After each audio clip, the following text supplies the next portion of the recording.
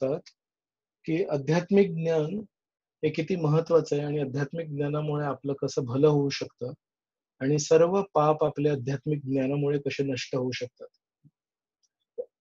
यथैधांसी समिद्धो अग्निर्भस्मसात कुरुते अर्जुना, ज्ञानाग्नी सर्व कर्माणी भस्मसात कुरुते तथा. श्रीकृष्ण म्हणतात जसं अग्नी इंधनाला पूर्णपणे नष्ट करते, तशी म्हणतात ज्ञानाग्नी सर्व कर्माणी. ज्ञानाची अग्नी ही सर्व आपल्या कर्मांना, सर्व वाईट, सर्व पुण्यकर्मांना भस्मसात कुरुते तथा.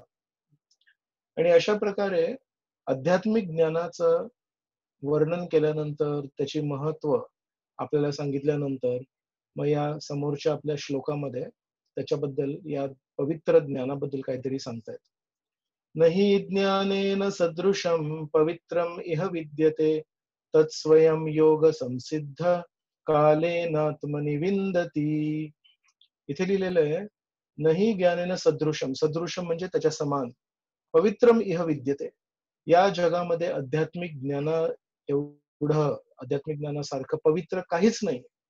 आणि म्हणतात जेव्हा एखादा व्यक्ती या आध्यात्मिक ज्ञानाला प्राप्त करतो तेव्हा त्याला लक्षात येतं की सर्व योग साधनेचं अंतिम स्थान काय. तर म्हणतात हे जे ज्ञान आहे भगवद्गीतेचं ते आहे.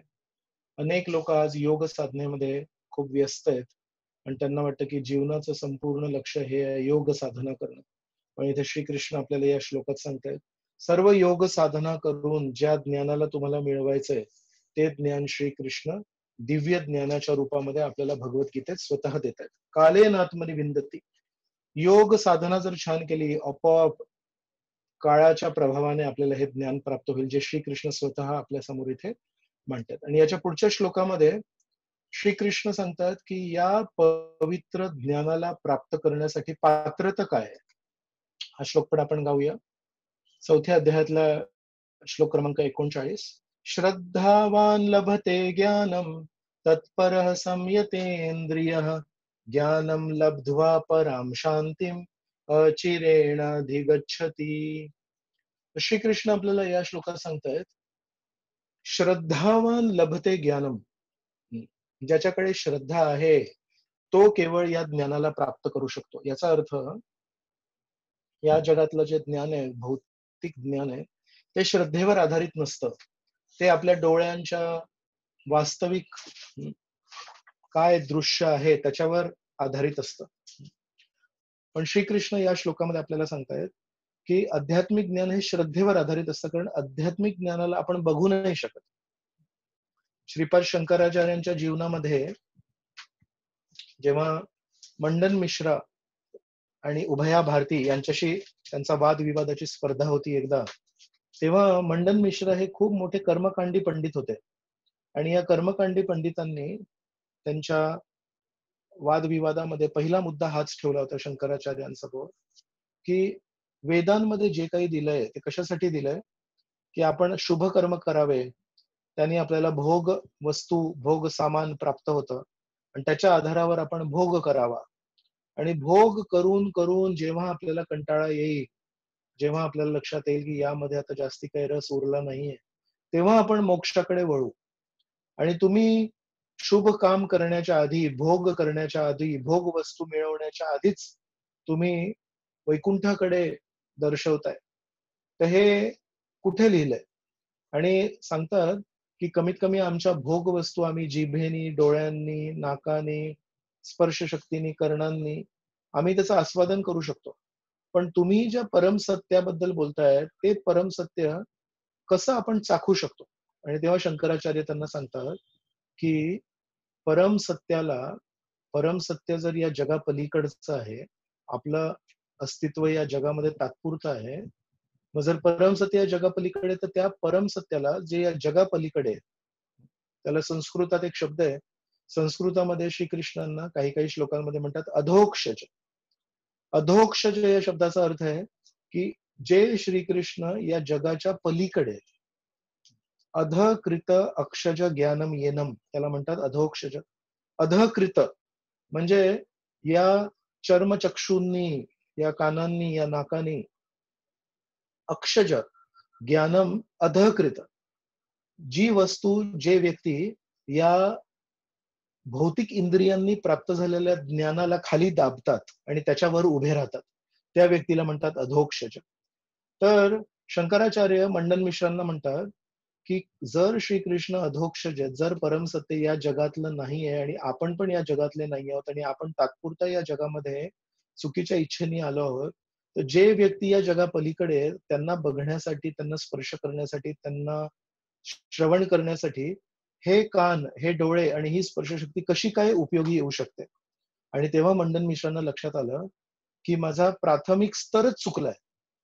मला परमेश्वराला माझ्या भौतिक इंद्रियांनी गाठायचंय, हा स्तरच मुळात माझा चुकलाय. आणि त्यामुळे परमेश्वराला जर गाठायचं असेल, श्रीकृष्णांना जर गाठायचं असेल, तर म्हणतात पहिली गोष्ट, पहिलं धन कोणाकडे पाहिजे, तर त्याला म्हणतात श्रद्धा. तर म्हणून श्रीकृष्ण या श्लोकामध्ये पवित्र आध्यात्मिक ज्ञानाला प्राप्त करण्यासाठी काय महत्वाचं आहे त्याच्यावर भर देतात. त्यांनी म्हणतात श्रद्धावान लभते ज्ञानम. जो श्रद्धावान आहे तो खरा धनवान आहे आणि ज्याच्याकडे श्रद्धा आहे तो या ज्ञानाला प्राप्त करतो. तत्परः संयतेंद्रिय. तर ज्याच्याकडे श्रद्धा आहे आणि ज्याची त्या श्रद्धेच्या आधारावर शास्त्रांमध्ये दिलेले वेगवेगळे उपदेश त्यांनी स्वीकार केलेत आणि आपल्या इंद्रियांना त्यांनी संयम केलाय, त्याला हे दिव्य आध्यात्मिक ज्ञान प्राप्त होतं.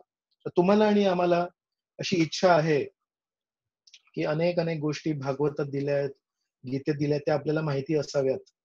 पण ते माहिती असण्यासाठी केवळ आपल्याला बुद्धीची गरज नाहीये किंवा स्मृती शक्तीची गरज नाहीये. स्मृतीने कदाचित आपल्याला श्लोक लक्षात राहतील, शब्द लक्षात राहतील, पण त्या श्लोकांचा गाभा, त्या श्लोकांचा अर्थ, त्या श्लोकांमध्ये सार काय, कुठल्या परिस्थितीमध्ये श्रीकृष्ण हा श्लोक सांगतायत आणि या श्लोकाचा त्या परिस्थितीमध्ये महत्व काय, हे सगळं आपल्याला श्रद्धेशिवाय कळणार नाही.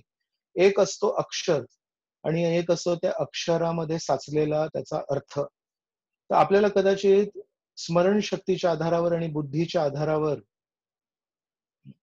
आपल्याला कदाचित अक्षर लक्षात राहतील, श्लोक लक्षात राहतील, पण त्या श्लोकांचा अर्थ ज्याच्याकडे श्रद्धा आहे भगवंतांवर त्यालाच लक्षात राहील. अर्थात भारतामध्ये अनेक अनेक पंडित आहेत, भारतामध्ये अनेक अनेक विद्वान आहेत, जे भगवद्गीतेवर आधारित मोठे मोठे व्याख्यान देऊ शकतात. पण त्यांच्या स्वतःची जर दिनचर्या तुम्ही बघितली तर त्यामध्ये तुम्हाला दिसेल की त्यांना परमेश्वराच्या अस्तित्वावर फारसा काही त्यांना विश्वास, संशय नाहीये. आपण कोणालाही विचारलं, लहान मुलांना जरी इस्कॉनच्या मंदिरामध्ये विचारलं परमेश्वर आहेत का, हो तर परमेश्वरच आहेत. परमेश्वर आहेत म्हणून ही सगळी सृष्टी चालू आहे. लहान लहान मुलांना पण मोठे मोठे तत्व इस्कॉन मध्ये बोलता येतात.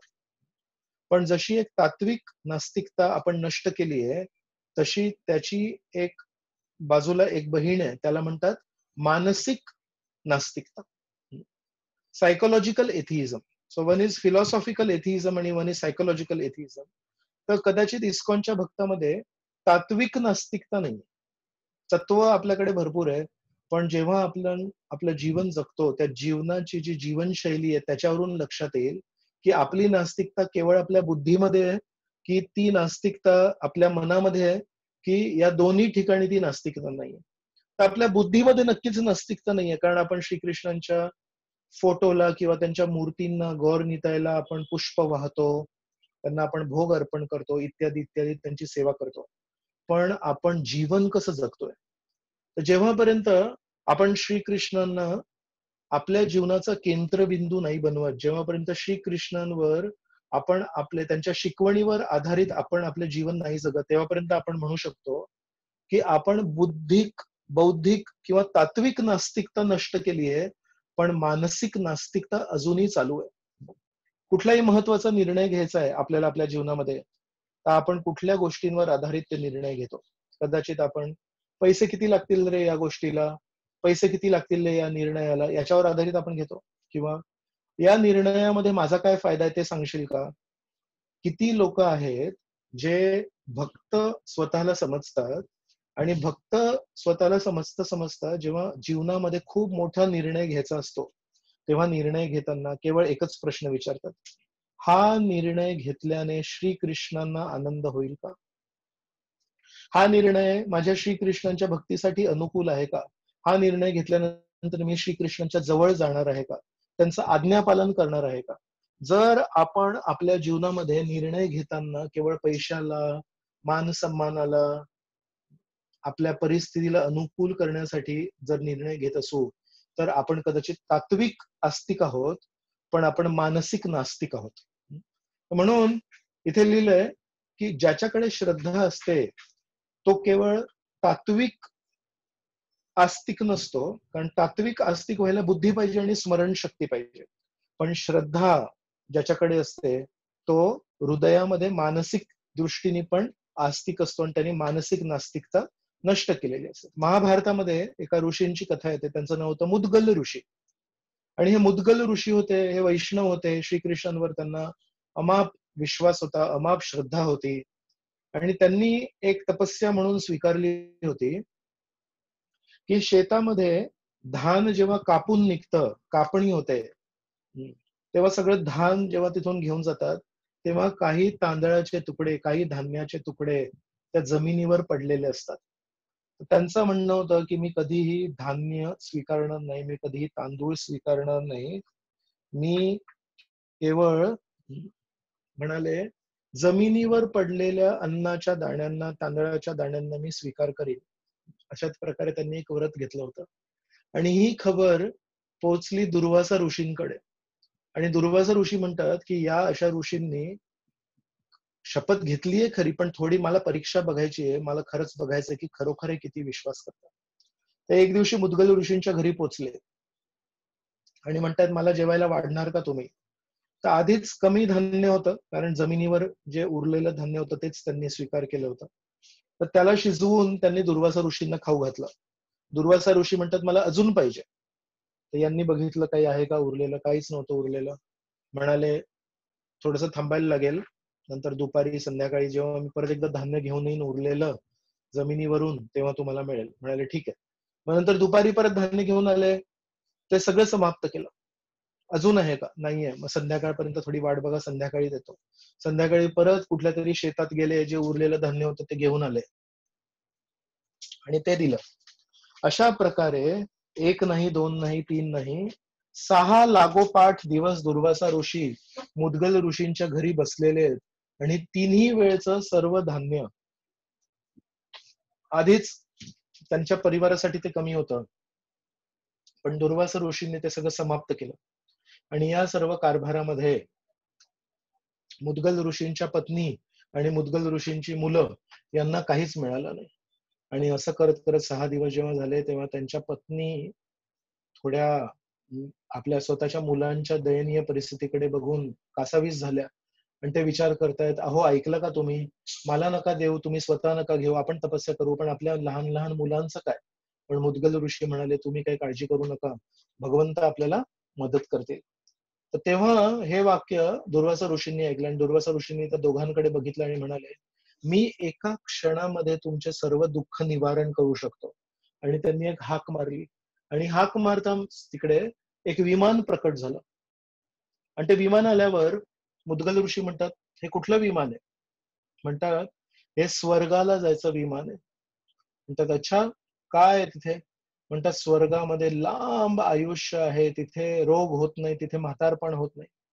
म्हणतात तिथे स्वच्छ हवा आहे, स्वच्छ पाणी आहे, स्वच्छ जमीन आहे.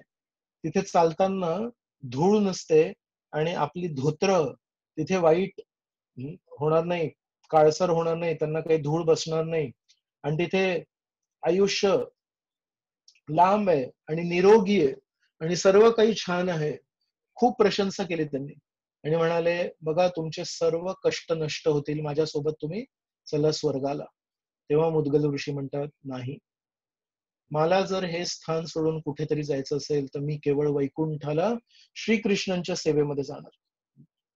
तर तेव्हा मग दुर्वासा ऋषीने लक्षात येतं की हे जे मुद्गल ऋषी आहेत हे केवळ बौद्धिक किंवा तात्विक आस्तिक नाही आहेत, तर मानसिक पण आस्तिक आहेत. म्हणून लक्षात ठेवा की केवळ बुद्धीच्या स्तरावर आपल्याला आस्तिकता पाहिजे असेल तर त्यासाठी स्मरणशक्ती लागते किंवा त्यासाठी बुद्धी लागते, पण हृदयामध्ये खरोखर आपल्याला जर मानसिकता आपली बदलायची असेल आणि आस्तिकता आणायची असेल तर आपल्याला श्रद्धा लागते.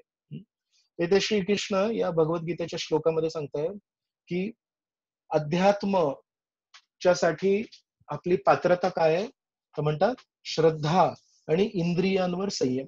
आणि ज्यांच्याकडे हे दोन गुण आहेत त्यांच्याकडे शेवटच्या ओळीमध्ये म्हणतात अचिरेण अधिगच्छती, म्हणतात त्वरित, जास्ती वेळ नाही लागणार, चिरकाळ, चिरकाळ म्हणजे लांब काळ, आणि अचिरेण अधिगच्छती म्हणजे फार कमी काळामध्ये त्याला दिव्य ज्ञान मिळणार. हे दिव्य ज्ञान प्राप्त करण्यासाठी त्यांनी पात्रता तर सांगितली, आता याच्यासाठी बाधक काय गोष्टी आहेत हे पण श्रीकृष्ण सांगतात पुढच्या श्लोकामध्ये. हा खूप महत्वाचा श्लोक आहे आपल्या सर्वांसाठी. हा आहे, आपण श्लोक याच्या पुढच्या स्लाइड मध्ये. पण आपली समस्या काय आहे माहितीये, आपली समस्या आहे की आपल्या श्रद्धेवर आपला संशय. आपल्याला लहानपणी श्रद्धा दोन प्रकारची असते. असं म्हणतात, एक असते शास्त्रीय श्रद्धा आणि एक असते लौकिक श्रद्धा. लौकिक, लौकिक हा शब्द येतो लोक, या जगातून. तर लौकिक श्रद्धा म्हणजे यांनी काय सांगितलं, त्यांनी काय सांगितलं, आपल्या गावाची प्रथा, मी असं ऐकलं होतं लहानपणापासून की असं असतं तसं असतं. कधी कधी लोक जेव्हा गीता कोर्स मध्ये आम्हाला भेटतात तेव्हा असे प्रश्न विचारतात की आम्ही लहानपणापासून असं ऐकलं होतं, पण आता गीता कोर्स मध्ये लक्षात आलं की भगवद्गीतेमध्ये श्रीकृष्णांनी काय सांगितलं. तर एक लौकिक श्रद्धा असते जी या जगाच्या लोकांवर आणि त्यांच्या म्हणण्यावर आधारित असते. आणि दुसरी असते शास्त्रीय श्रद्धा. तर शास्त्रीय श्रद्धा म्हणजे शास्त्रांमध्ये काय लिहिलंय, मला काय दिसलं आणि याला काय दिसलं त्याला महत्व नाहीये, शास्त्रीय श्रद्धा. तर एका अर्थाने लौकिक श्रद्धा या जगामध्ये जगण्यासाठी महत्वाची आहे. जसं आज आज नाही, काल पंतप्रधानांनी अनाउन्समेंट केली की काही इंडियन रेल्वेज, भारतीय रेलच्या काही आगगाड्या सुरू होतील. तर ते तुम्हाला आणि मला काय माहिती की त्या आगगाड्या सुरू होणार आहेत की नाही, पण आपल्याला पंतप्रधानांच्या बोलण्यावर विश्वास आहे आणि खरोखर आपण तिकीट काढून जर कोणाला प्रवास करायचा असेल त्या आगगाडीने आपण प्रवास करू. तर त्याला म्हणतात लौकिक श्रद्धा. जेव्हा आपण न्हाव्याकडे जातो तेव्हा आपल्याला एक श्रद्धा असते. तर प्रत्येक वेळेस या जगामध्ये जेव्हा आपण कुठलं कॉलेज जॉईन करतो, कुठली नोकरी जॉईन करतो, तर पहिल्या दिवशी आपल्याला पगार नाही मिळत, 30 दिवस काम केल्यानंतर आपल्याला पगार मिळतो. त्याला म्हणतात लौकिक श्रद्धा. पण लौकिक श्रद्धा ही आपल्या बघण्यावर आधारित असते किंवा आपल्या अनुभवांवर आधारित असते. आणि शास्त्रीय श्रद्धा आहे ती केवळ आपल्या वर जे साधू संत आहेत, आपले गुरु आहेत किंवा श्रीकृष्ण आहेत, त्या श्रीकृष्णांवर आधारित जी श्रद्धा आहे, की श्रीकृष्णांची ज्ञान किती पवित्र आहे आणि किती श्रेष्ठ ज्ञान आहे की या ज्ञानावर किती किती लोकांनी आजही मनन केलंय, पूर्वीही केलंय आणि पुढेही करत राहतील. तर या श्रीकृष्णांच्या वाक्यांमध्ये काय त्यांनी सारांश दिलाय जीवनाचा, की तो सारांश भारतात पण लागू होतो, पाश्चात्य देशांमध्ये पण लागू होतो, पुरुषाला लागू होतो, एका महिलेला लागू होतो, सुशिक्षित लोकांना लागू होतो, अशिक्षित लोकांना लागू होतो. हे काय ज्ञान दिलंय त्यांनी. तर जेव्हा आपल्याला श्रीकृष्णांवर श्रद्धा असते तेव्हा आपल्याला शास्त्रीय श्रद्धा आपण त्याला म्हणू शकतो. तशी जीव गोस्वामी त्याला म्हणतात, या श्रद्धेला म्हणतात की शास्त्रार्थ विश्वास एव श्रद्धा. तत्वसंदर्भ नावाच्या त्या पुस्तकामध्ये जीव गोस्वामी म्हणतात शास्त्रार्थ, शास्त्रांमध्ये जे दिलंय एव विश्वास इति श्रद्धा. खरी श्रद्धा म्हणजे लौकिक श्रद्धा नाहीये, खरी श्रद्धा म्हणजे शास्त्रीय श्रद्धा आहे. पण आपली समस्या काय आहे की आपल्या श्रद्धेवर आपला संशय आणि आपल्या संशयांवर आपली श्रद्धा आहे. आपण आपल्या संशयांवर कधी संशय नाही करत. आपण नेहमी प्रश्न विचारतो, हे असं का, हे असं का, हे असंच का, हे असंच का. पण आपण जे प्रश्न विचारतो किंवा आपल्या मनामध्ये जे प्रश्न उद्भवतात त्याच्यावर आपण कधी प्रश्न नाही करत की मला एवढ्या वर्षांपासून ऐकून परत त्या लहान लहान गोष्टींवर का अजून प्रश्न आहेत. प्रश्न मनात असणे अजिबात चुकीचे नाहीये, पण कमीत कमी जसं आपण भक्तीमध्ये पुढे जातो तसं आपल्या प्रश्नांचं स्तर उंचवायला पाहिजे. तर एखाद्या व्यक्तीची प्रगती किती झाली हे कसं लक्षात येईल आपल्याला, याच्यावरून लक्षात नाही येणार की ते प्रश्न विचारत नाहीत. कारण एखादा मूक बधीर व्यक्ती असतो तो पण प्रश्न विचारत नाही. ज्याला भाषा समज नाही आली, जसा कोणी समजा गुजराती माणूस आहे, तो आपल्या मराठी लेक्चरला येऊन बसलाय, त्याला एकही अक्षर कळत नाही, तर तो प्रश्नच विचारत नाही. कारण प्रश्न विचारला काहीतरी समजायला पाहिजे. म्हणून मूकबधीर लोक पण प्रश्न नाही विचारत आणि ज्याला एकही शब्द नाही कळला तो पण प्रश्न नाही विचारत. म्हणून प्रश्न न विचारणे हे काय बुद्धिमत्तेचं लक्षण नव्हे. बुद्धिमत्तेचं खरं लक्षण आहे तुमच्या प्रश्नांची खोलाई, तुमच्या प्रश्न, the depth of your questions, तुमचे प्रश्न किती खोल आहेत, तुमचे प्रश्न किती वैचारिक आहेत. तर आपल्या प्रश्नांच्या स्तरावरून आपली भक्तीतली प्रगती कळते. जसं उत्तरांवरून एखाद्या व्यक्तीची प्रगती कळते. का बरं? कारण लेक्चर देताना तो पूर्ण तयारी करून येऊ शकतो. तो विचार करू शकतो की याला मी काय उदाहरण देणार आहे, त्याला मी काय उदाहरण देणार आहे. पण प्रश्न जेव्हा कोणी विचारतात तर त्याचे उत्तर जे देतोय तो, त्यासाठी तो तयारी नाही करू शकत. ते मग जे काही आतमध्ये आहे त्याच्यावरच आधारित तो उत्तर देणार. म्हणून एखाद्याच्या प्रश्नांवरून आणि एखाद्याच्या उत्तरावरून आपण त्याच्या आध्यात्मिक प्रगतीचा अंदाज लावू शकतो, केवळ त्याच्या बोलण्यावरून नाही लावू शकत. म्हणून आपली समस्या आधुनिक जगामध्ये, मॉडर्न जगामध्ये ही आहे की आपल्या संशयांवर आपली श्रद्धा आहे. म्हणून श्रीकृष्ण 4थ्या अध्यायाच्या श्लोक क्रमांक 40 मध्ये आपल्याला काहीतरी सांगतायत, जी आध्यात्मिक ज्ञान प्राप्त करण्यासाठी बाधा आहे. तर काय म्हणतात? अज्ञश्च श्रद्धधानश्च संशयात्मा विनश्यति नायम लोको अस्ति न परो न सुखम संशयात्मनः. या श्लोकामध्ये तुम्ही बघू शकता संशयात्मा हा शब्द 2 वेळा आहे. दुसऱ्या ओळीत पण संशयात्मा आहे आणि 4थ्या ओळीत पण संशयात्मनः आहे. आणि याच्यामध्ये लिहिलंय 3 प्रकारच्या लोकांचा विनाश होतो. अज्ञश्च अश्रद्धधानश्च संशयात्मा विनश्यति. विनाश होतो 3 प्रकारच्या लोकांचा. कोण कोण आहेत ते? अज्ञ, अश्रद्धधान आणि संशयात्मा. पण त्यामध्ये विशेष श्रीकृष्णांनी दुसऱ्या 2 ओळ्यांमध्ये संशयात्मावर विशेष भर दिलाय. आणि श्रीकृष्ण म्हणतायत संशयात्मा जो व्यक्ती आहे त्याची बघा किती वाईट परिस्थिती आहे. संशयात्माला या जगातही सुख नाही मिळत आणि परलोकातही सुख नाही मिळत. कोणी म्हणेल की कमीत कमी या जगातलं तरी सुख मिळायला पाहिजे. पण श्रीकृष्ण म्हणतात जो व्यक्ती नेहमी ना त्याला त्या मनावर संशय असतो, त्याला काहीही सांगा तुम्ही, प्रत्येक गोष्टीमध्ये तो संशय करतो. आपण याच्यावर अजून पुढे चर्चा करणार आहोत, आपण तिथे ती चर्चा करूया. तर म्हणून श्रद्धेप्रती 3 प्रकारचे अपवाद किंवा 3 प्रकारचे बाधा या श्लोकामध्ये सांगितले. एक आहे अज्ञ, एक आहे अश्रद्धधान आणि एक आहे संशयात्मा. तर अज्ञ म्हणजे ज्याला ज्ञान नाहीये, किंवा आपण म्हणू शकतो जसे प्राणी असतात ना, प्राण्यांना शास्त्रांबद्दल काही ज्ञान नाहीये.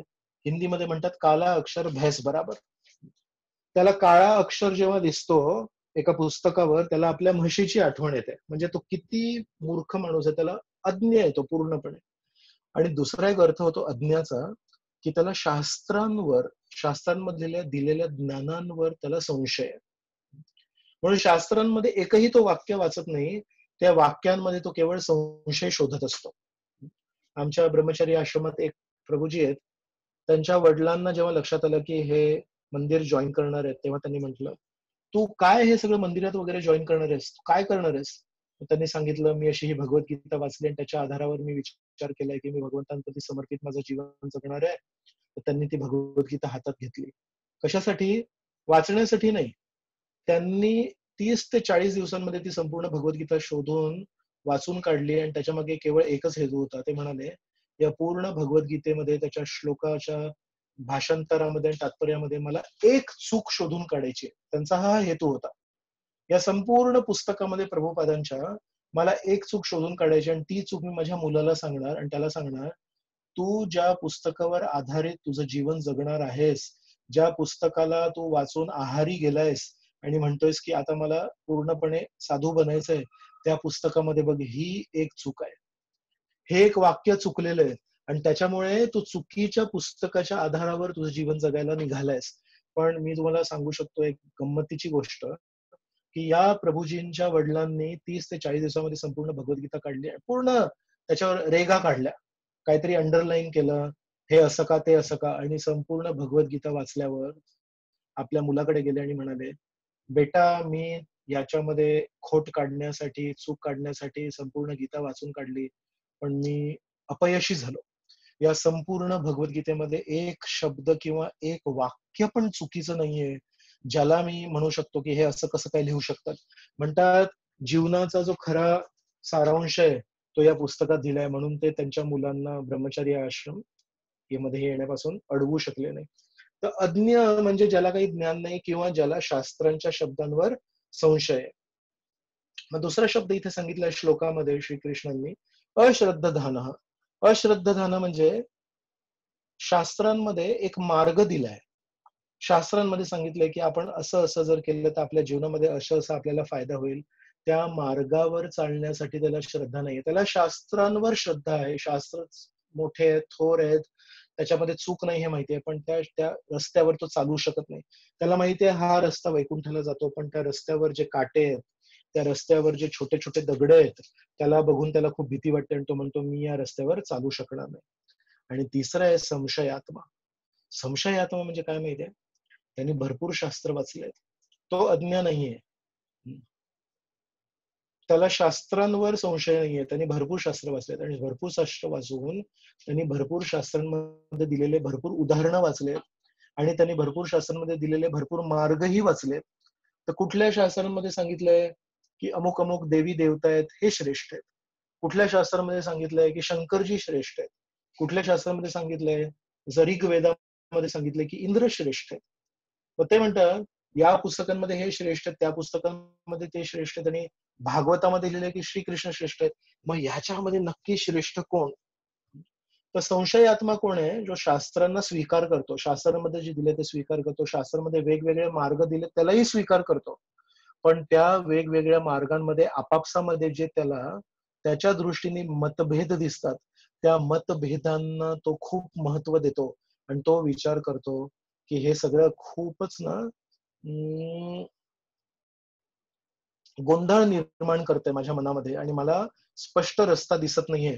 आणि अशा व्यक्तीला विचार करा काय दयनीय परिस्थिती आहे. कमीत कमी जो पहिला व्यक्ती आहे ना, त्याच्याकडे ज्ञानच नाहीये. एका प्राण्यासारखा आहे तो, त्याला ज्ञानच नाहीये. पण तिसरा जो व्यक्ती आहे ना, हा ज्ञानी व्यक्ती आहे.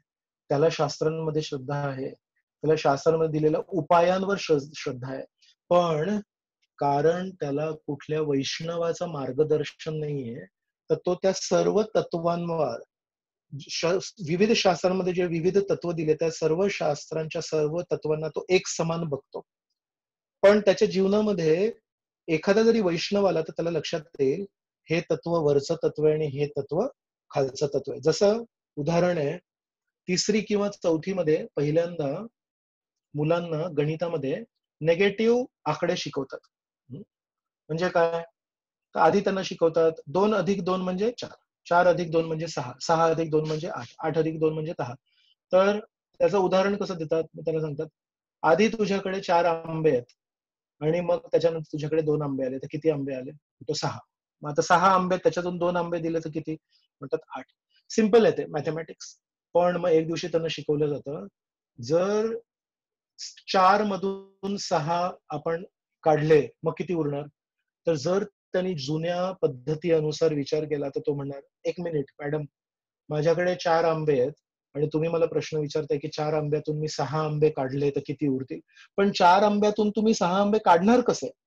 ते म्हणतात ते जे उदाहरण होतं ते चौथीसाठी योग्य होतं. आता तू 6वीत आलायस, 6वी मध्ये ते आंब्यांचं उदाहरण नाही देऊ शकत. आता आपल्याला आकडेवारी करायची असेल आणि आकडेवारीमध्ये हे निगेटिव्ह नंबर्स लक्षात येतात. म्हणून तेव्हा ते महत्वाचं होतं, पण आता हे महत्वाचं आहे आणि आपल्याला योग्य वेळी ते पण गरजेचं होतं आणि आता योग्य वेळी हे पण गरजेचं आहे. पण जेव्हा आता आपल्याला वैष्णव मिळतात तेव्हा ते आपल्याला सांगतात, आता यांना एकावर एक ठेव. हे पण महत्वाचं आहे, पण याचा स्तर आणि याचा स्तर वेगळा आहे. तर जसं जसं आपल्या हृदयामध्ये वेगवेगळं ज्ञान येतं आणि आपण अनेक अनेक शास्त्र वाचतो, पण जर ते आपण वैष्णवांच्या मार्गदर्शनाखाली वाचले, गुरूंच्या मार्गदर्शनाखाली वाचले, मग विविध ज्ञान किंवा विविध शास्त्र आपण जे वाचू ते आपल्या मनामध्ये संभ्रमित करत नाहीत आपल्याला, पण ते आपल्याला शिकवतात की कसं कुठलं ज्ञान कोणावर ठेवायचं आणि त्याच्याप्रमाणे आपलं जीवन जगायचं. म्हणजे अनंत ज्ञान प्राप्त करून आपण अनंत संभ्रमापासून दूर राहतो. म्हणून संशयात्माची किती वाईट परिस्थिती आहे की श्रीकृष्ण म्हणतात संशयात्माला सर्व ज्ञान माहिती आहे, पण तो त्या या ज्ञानाच्या अभावी की कुठलं ज्ञान श्रेष्ठ आणि कुठलं ज्ञान अधीन आहे, त्या ज्ञानाच्या अभावी तो त्याच्या जीवनामध्ये काहीही प्रगती करू शकत नाही. आणि श्रीकृष्ण या श्लोकामध्ये शेवटच्या ओळीमध्ये काय सांगतायत? नायम लोको अस्ति न परो. न सुखम संशयात म्हणतात जो संशय करतो ना त्याच्या जीवनामध्ये, या जीवनामध्ये सुख नाहीये, या जगात सुख नाहीये आणि परलोकी पण सुख नाहीये. आणि म्हणतात जो अज्ञ आहे ना, जो मूर्ख माणूस आहे, कमीत कमी त्याच्या जीवनामध्ये इंद्रिय सुख तरी असतं. कारण त्याला उच्च ज्ञान नाही माहितीये, तो आपला आनंद घेतो इंद्रियांचा, पण म्हणतो हा संशय आत्मा नाही ना, तो एवढा वाईट आहे, त्याची परिस्थिती एवढी वाईट आहे, त्याला इंद्रिय सुख पण नाही मिळत, त्याला ऐहिक सुख पण अजिबात मिळत नाही. तर म्हणून श्रील जीव गोस्वामींनी भागवताच्या आधारावर 6 वेगवेगळी पुस्तकं लिहिली आहेत. त्याच्यातलं एक पुस्तक आहे, त्याला म्हणतात तत्वसंदर्भ. तसं म्हणतात, अक्रोड असतो ना, अक्रोड. तर आपल्या हातात जर समजा एखाद्या व्यक्तीने अक्रोड ठेवलाय, तर त्या अक्रोडाला आपण चारी बाजूनी बघू शकतो आणि वर खाली करून बघू शकतो आणि एका क्षणामध्ये, 2 क्षणांमध्ये त्या अक्रोडाला बद्दल सगळी माहिती आपण मिळवू शकतो. तसं श्रील जीव गोस्वामींच्या हातामध्ये संपूर्ण भागवत होतं. त्यांना संपूर्ण भागवत कंठस्थ होतं. जसं काही आपल्या कॉंग्रिगेशन मधल्या मुलांना काही काही भगवद्गीतेचे अध्याय कंठस्थ आहेत, तसं श्रील जीव गोस्वामींना संपूर्ण भागवत कंठस्थ होतं, श्लोक आणि श्लोक. आणि म्हणून त्या भागवताच्या आधारावर त्यांनी काही पुस्तकं लिहिली आहेत. त्यातलं एक आहे तत्वसंदर्भ. आणि या तत्वसंदर्भामध्ये श्रील जीव गोस्वामी 5 प्रकारचे संशय असे लिहितात. तर काय काय आहे? तर पहिलं आहे शास्त्रांबद्दल संशय. तर शास्त्रांबद्दल संशय म्हणजे म्हणतात शास्त्रांमध्ये जी काही माहिती दिली आहे ती खरी आहे का हो? एका भक्ताने प्रभुपादांना प्रश्न विचारला, प्रभुपाद, भगवद्गीतेमध्ये श्रीकृष्ण म्हणतात शशी सूर्य नेत्रयो, 11व्या अध्यायामध्ये श्रीकृष्ण म्हणतात की शशी आणि सूर्य हे माझे 2 डोळे आहेत. मग हे व्यक्ती प्रभुपादांना म्हणतात, प्रभुपाद, आपण जेव्हा आकाशात बघतो तेव्हा केवळ आपल्याला 2 डोळेच दिसत आहेत, आपल्याला त्यांचा चेहरा का नाही दिसत? श्रीकृष्णाचा चेहरा का नाही दिसत, फक्त डोळेच का दिसतात? तेव्हा श्रील प्रभुपादांनी छान उत्तर दिलं. श्रील प्रभुपाद म्हणाले, अंधारामध्ये कधी कधी एक मांजर फिरत असते, पण अंधारामध्ये ती फिरत असते तेव्हा तिचे केवळ फक्त 2 डोळेच दिसतात आणि मांजरीचा चेहरा नाही दिसत. का बरं? त्या माणसाने विचार केला, का बरं? म्हणतात कारण अंधार आहे ना, तर अंधारामध्ये फक्त चकाकणारे डोळे दिसतात, बाकी काही दिसत नाही. म्हणून तर प्रभुपादांनी लगेच उत्तर दिलं, तसंच या जगामध्ये अज्ञानाचा अंधार आहे आणि जे जे लोक अज्ञानाच्या अंधारात आहेत त्यांना श्रीकृष्ण कुठे दिसत नाहीत, पण कमीत कमी श्रीकृष्णांचे 2 डोळे दिसतात. मग त्या व्यक्तीला समाधानकारी उत्तर मिळालं. म्हणून चैतन्य चरितामृतामध्ये श्रील कृष्णदास गोस्वामी महाराज म्हणतात, माया मुग्ध जीवेर नाही स्वतः कृष्ण ज्ञान, माया मुग्ध जीवेर नाही स्वतः कृष्ण ज्ञान, अतएव कृष्ण कैला वेद पुराण. मायामुग्ध जीवाला स्वतःबद्दल पण ज्ञान नाही, या जगाबद्दल ज्ञान नाही, परमेश्वराबद्दल ज्ञान नाही, आणि त्याला ते ज्ञान देण्यासाठी अतएव कृष्ण कैला वेद पुराण. वेद पुराण का केलं श्रीकृष्णाने? तर आपल्यासाठी केलं. म्हणून शास्त्रांबद्दल संशय आपल्यामध्ये नसावा. दुसरा संशय म्हणतात शास्त्रात वर्णिलेले ध्येयाबद्दल संशय.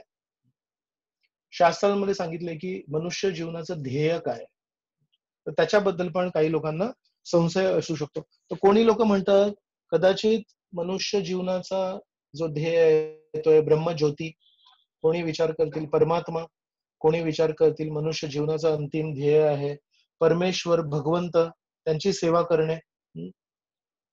तर कधी कधी हा प्रश्न जेव्हा येतो तेव्हा एक उदाहरण दिलं जातं की कोणाला भगवंतांच्या अस्तित्वामध्ये स्वतःला विलीन करायचंय, तर त्याला प्रभुपादांनी एकदा प्रश्न विचारला होता की तुला साखर बनायची आहे की तुला साखर चाखायची आहे? तर त्या व्यक्तीने असा कधी विचार नव्हता केला. तो व्यक्ती म्हणाले साखर बनवून काय फायदा आहे, पण साखर जर आपण आपल्या जिभेवर ठेवली तर गोडवा लागेल. म्हणून प्रभुपादांनी म्हटलं तसंच परमेश्वर बनायचा प्रयत्न करू नको, परमेश्वराची सेवा करतो. म्हणून तू कधी भगवंतांच्या अस्तित्वामध्ये विलीन व्हायचा प्रयत्न नको करू, पण स्वतःच्या अस्तित्वाला भगवंतांच्या अस्तित्वाची सेवा करण्यासाठी तू कर. त्याच्याने तू साखर चाखशील, साखर बनवून काय फायदा आहे? लगेच त्या भक्ताला लक्षात आलं. तुकाराम महाराजांनी एका अभंगात छान गायलंय, कमोदिनी काय जाणे तो परिमळ, भ्रमर सकळ भोगीत असे. म्हणतात कमळाच्या फुलाला काय माहिती की ते किती गोड आहे, त्याच्यामध्ये मकरंद किती गोड आहे, ते तर भ्रमराला विचारायला पाहिजे. तसंच श्रीकृष्ण खूप गोड आहेत, मग त्या गोड श्रीकृष्णांच्या अस्तित्वामध्ये स्वतःला विलीन करून काय फायदा आहे? पण आपण जर भ्रमर झालो तर तो भ्रमर त्या कमळाच्या पुष्पात आतमध्ये जाऊन मकरंद तो चव घेऊ शकतो. म्हणून आपण ब्रह्मज्योतीकडे आकर्षित होत नाही, परमात्म्याकडे आकर्षित होत नाही, आपण केवळ श्रीकृष्णांकडे आकर्षित होतो. मग म्हणतात ध्येय साधण्यासाठी शास्त्रात वर्णिलेल्या मार्गाबद्दल संशय. ठीक आहे, परमेश्वर आहेत, भगवंत आहेत, आम्हाला ब्रह्मज्योती नको, आम्हाला परमात्मा नको, मग या परमेश्वराला गाठण्यासाठी मार्ग काय आहे? तर भगवद्गीतेमध्ये पण श्रीकृष्ण कर्म मार्ग सांगतात, ज्ञान मार्ग सांगतात आणि ध्यान मार्ग सांगतात आणि शेवटी मग 12व्या अध्यायामध्ये भक्ती मार्ग सांगतात. तर लोक कधी म्हणू शकतात की म्हणजे कर्म मार्ग पण आहे ना, ज्ञान मार्ग पण आहे ना, ध्यान मार्ग पण आहे ना. पण जर तुम्ही भगवद्गीता वाचली तर त्यामध्ये जेव्हा श्रीकृष्ण कर्म मार्ग सांगतात तेव्हा अर्जुनाच्या मनामध्ये एक संशय आहे. काय संशय येतो? म्हणतात की एक मला सांगा श्रीकृष्ण, जेव्हा तुम्ही म्हणताय की कर्माच्या मार्गाद्वारे तुम्हाला प्राप्त करू शकतो, पण कर्माच्या मार्गाने आपण जेव्हा करत असतो, आपलं जीवन जगत असतो, तेव्हा म्हणतात अथकेन प्रयुक्तोयम पापश्चरति तत्पुनः अनिच्छन अपि वार्ष्णेय बलाद इव नियोजित. म्हणतात की मला एक सांगा की अथकेन प्रयुक्तोयम, श्रीकृष्ण मी बघितले की जेव्हा जेव्हा मी कर्म करतो कधी कधी अशी परिस्थिती येते की माझ्यावर एक कुठली तरी शक्ती येते जी माझ्यावर प्रभाव करते आणि म्हणतात अनिच्छन अपि वार्ष्णेय, माझी इच्छा नाहीये वाईट कृत्य करण्याची, पण म्हणतात पापश्चरति तत् पुन्हा पुन्हा पुन्हा माझ्याकडून पाप होतात. जरी मी ज्ञानी आहे, जरी मला माहिती आहे काय योग्य आहे काय योग्य आहे, तरी पण काही काही क्षण जेव्हा येतात माझ्यामध्ये एका वेगळ्या शक्तीचा प्रभाव येतो आणि म्हणतात बलाद इव नियोजित, जसा काय माझ्यावर बलपूर्वक त्या शक्तीचा प्रभाव आहे. तेव्हा श्रीकृष्ण म्हणतात हो, या शक्तीला म्हणतात काम. श्रीकृष्ण पुढच्या श्लोकामध्ये सांगतात बरोबर आहे, त्याला म्हणतात काम म्हणतात.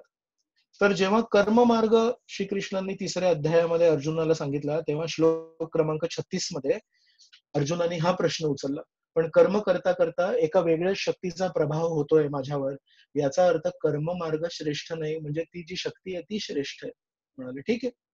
मग ज्ञान मार्ग आहे, ज्ञान मार्गामध्ये सर्वांना या जगापासून मुक्ती पाहिजे, क्लेशांपासून मुक्ती पाहिजे. मग त्याबद्दल जेव्हा चर्चा करतात तेव्हा अर्जुन श्रीकृष्णांना प्रश्न विचारतात.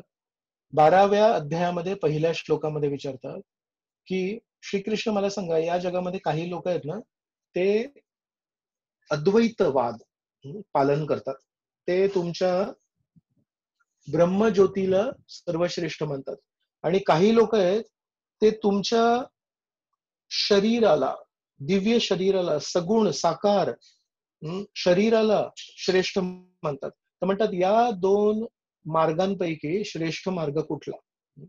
आणि 12व्या अध्यायामध्ये सुरुवातीच्या 7 श्लोकांचा जर तुम्ही अभ्यास केला तर त्यामध्ये तुम्ही बघू शकता श्रीकृष्ण म्हणतात या दोघांपैकी मला भक्त श्रेष्ठ आहे, जो ब्रह्मज्योतीवर त्याचं ध्यान करतो तो श्रेष्ठ नव्हे. म्हणजे ज्ञान मार्गामध्ये पण अर्जुनाला एक संशय आला होता, तो त्यांनी मांडला. मग येतो ध्यान मार्ग. तर 6व्या अध्यायामध्ये श्लोक क्रमांक 35 मध्ये अर्जुन एक त्यांच्यासमोर संशय ठेवतात, म्हणतात तुम्ही मनावर खूप बोलले आणि तुम्ही म्हणताय की हा जो ध्यान मार्ग आहे हा मनावर आधारित आहे. मला एक प्रश्न आहे, चंचलम हि मनः कृष्ण प्रमाथी बलवदृढम तस्याहम निग्रहम मन्ये वायोरीव सुदुष्करम. म्हणतात पण या मनावर जर एवढं सगळं आधारित आहे, माझं मन सांगू तुम्हाला कसं आहे, चंचलम ही मनः कृष्ण, माझं मन चंचल आहे, चंचल आहे, एका ठिकाणी कधी थांबत नाही. आणि हे कोण श्रीकृष्ण आहेत, हे कोण अर्जुन आहे? ज्या अर्जुनाने द्रौपदी स्वयंवरामध्ये वरच्या गोल फिरत्या पक्षाच्या डोळ्याला खाली पाण्यामध्ये प्रतिबिंबात बघून मारलं होतं. जर एखाद्याला खाली बघून, प्रतिबिंबात बघून वर जर बाण मारायचा असेल आणि यश प्राप्ती करायची असेल, त्याच्या मनावर किती नियंत्रण आहे, त्याची एकाग्रता काय आहे हे तुम्ही विचार करा. आणि ज्या व्यक्तीला स्वर्गात मध्ये उर्वशी नावाच्या अप्सरेने विनंती केली होती, त्या उर्वशीला त्यांनी हात जोडले आणि म्हणाले तुम्ही माझ्या आई समान आहात, आणि त्यांनी त्यांना एक एक शाप दिला, त्या शापाला पण त्यांनी स्वीकार केलं. एका अप्सरेसमोर एक साधारण मनुष्य स्ट्रॉंग आहे, त्याचं त्याच्या मनावर नियंत्रण आहे, तो म्हणतो, हे आई, मला तुम्ही प्रलोभन करू नका. हे श्रीकृष्णांना हे अर्जुन श्रीकृष्णांना 6व्या अध्यायामध्ये म्हणतात, चंचलम ही मनः कृष्ण, माझं मन खूप चंचल आहे. जर अर्जुनाने त्यांच्या मनाबद्दल चंचलता व्यक्त केली श्रीकृष्णांना, तुम्ही आणि आम्ही समजा कोणाला सांगितलं की माझं माझ्या मनावर नियंत्रण आहे, तर आपण त्याला बघून हसायला पाहिजे की रडायला पाहिजे? म्हणून जे जे व्यक्ती कलियुगामध्ये म्हणतात की आमचं आमच्या मनावर नियंत्रण आहे, आपण समजायला पाहिजे की त्यांना अजून स्वतःची ओळखच नाही झाली मुळे. त्यांना माहितीच नाहीये की ते कुठले शब्द वापरतात आणि ते काय बोलतात. त्यांचा शब्दांचा आणि त्यांच्या बुद्धीचा काहीही कनेक्शन नाही. तर आपण बघतो कर्म मार्ग, ज्ञान मार्ग आणि ध्यान मार्ग या तिन्ही मार्गांमध्ये जेव्हा श्रीकृष्णांनी त्यांना प्राप्त करण्यासाठी सांगितलं, अर्जुनाने या तिन्ही मार्गांसाठी प्रश्न केले, संशय व्यक्त केले. पण श्रीकृष्णांनी जेव्हा 12व्या अध्यायामध्ये भक्ती मार्ग सांगितला, त्या एका मार्गाबद्दल अर्जुनाच्या मनामध्ये कधीही संशय नाहीये. याच्यातून आपल्याला लक्षात येतं, अर्जुन आपलं प्रतिनिधित्व करताना सांगतात, कर्माच्या मार्गामध्ये काम वासनेचा एक बाधा आहे.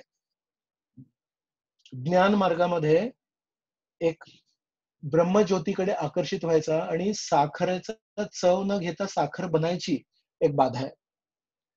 आणि ध्यान मार्गामध्ये अनियंत्रित मनाची बाधा आहे. पण भक्ती मार्गामध्ये, कारण आपण भगवंतांबद्दल नेहमी कृतज्ञ असतो आणि भगवंतांच्या नेहमी आश्रयाखाली असतो आणि त्यांच्या भक्तांद्वारे आपण मार्गदर्शन प्राप्त करत असतो, त्यामुळे आपल्या मनामध्ये कधी बाधा नसते. म्हणून हा पण जो संशय आहे तिसऱ्या प्रकारचा, तो एका भक्ताच्या जीवनामध्ये येत नाही. मग चौथा संशय श्रील जीव गोस्वामी म्हणतात, मार्ग स्वीकारण्यासाठी स्वतःच्या सामर्थ्याबद्दल संशय. म्हणतात ठीक आहे, शास्त्र अचूक आहेत आणि शास्त्रामध्ये जे ध्येय दिले आहे ते आहे भगवंतांचं साक्षात्कार, आणि त्याच्यासाठी मार्ग कुठला आहे? भक्ती मार्ग. पण म्हणतात या भक्ती मार्गावर चालण्यासाठी मी सुयोग्य आहे का? कदाचित माझ्यामध्ये तेवढी शक्ती नाहीये. प्रभूजी माझ्याकडून हे 16 माळांचा जप होणार का? प्रभूजी माझ्याकडून 4 नियमांचं पालन होणार का? मी एवढा सक्षम आहे का? एका अर्थाने आपण म्हणू शकतो की हा व्यक्ती खूप नम्र आहे, आणि ही नम्रता जर त्यांनी त्याच्या गुरूंसमोर जर दाखवली तर गुरूंचा नक्कीच त्याला आशीर्वाद प्राप्त होईल, आणि गुरूंच्या आशीर्वादावर आधारित तो या मार्गाला स्वीकारू शकतो आणि भगवंतांना तो गाठू शकतो. कारण आशीर्वाद किंवा कृपा केवळ एका नम्र व्यक्तीला प्राप्त होतात.